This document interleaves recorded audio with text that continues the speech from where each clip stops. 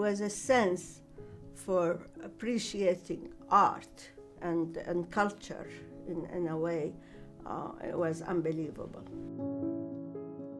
Iraq is an extremely curious case because the modern art movement in Iraq grew at the same time as the country itself.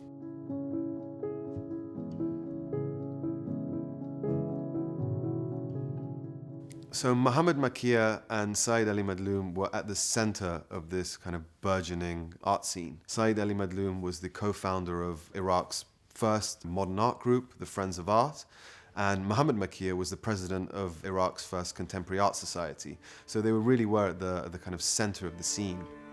My parents' collection begins in the 1950s and really comes into its own during the 1960s, a period called the Golden Age of Iraqi modern art. So this collection, by and large, belongs to that Golden Age. A prime example of it is the beautiful painting by Faeq Hassan. This painting is in very dark tones, browns and blacks. It represents Faeq Hassan at his best. But unfortunately, Faeq Hassan, like some other Iraqi artists, declined in quality in later years, which puts a much greater focus on these early works.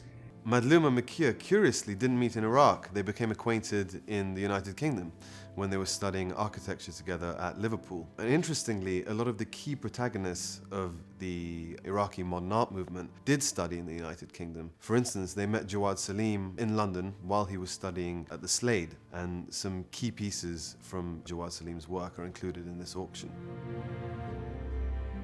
This culminated in the founding of the Al-Wasiti Gallery, which was the first commercial modern art space that Iraq had ever seen. It was pivotal in launching the careers of artists like Azzawi and Jewad al-Attar, who had their first solo exhibitions there. Jewad al-Attar was born in Baghdad in 1942. In 1965, she actually had the first female solo exhibition in Iraq, which is quite monumental. You see, in Baghdad at that time, the artists, writers, photographers, we had like a club. And I was lucky that they chose me also one of the 40 members. I remember in the 60s and the 70s, it was real movements going on in art, music, everything really. We were so free. In the 1950s, in Iraq and the rest of the Middle East, it wasn't seen as controversial to have these female artists because actually at the time, Iraq was a very progressive society, specifically Baghdad. In the 40s, 50s, and 60s, everyone was thriving. Females also had a platform, and that's why at the time, Suad and Lorna were very highly regarded.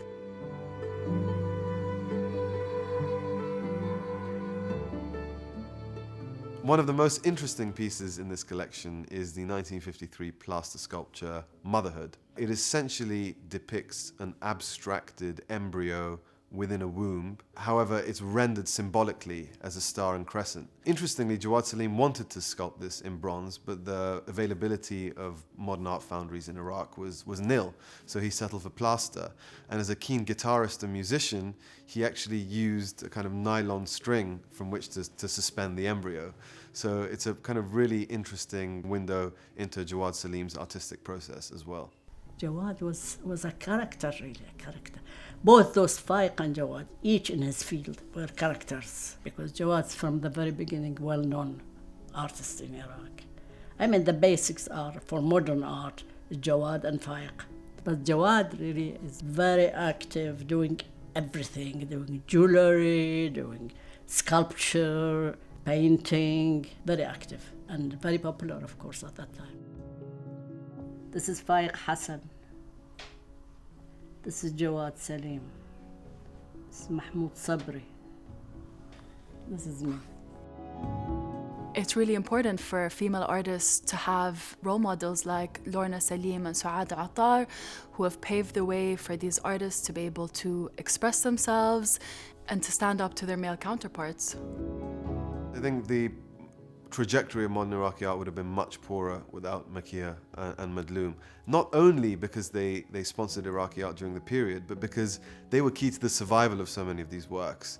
You know, Iraq experienced revolutions, wars, so the fact that they kind of sheltered these works from destruction is almost as important as the collecting to begin with.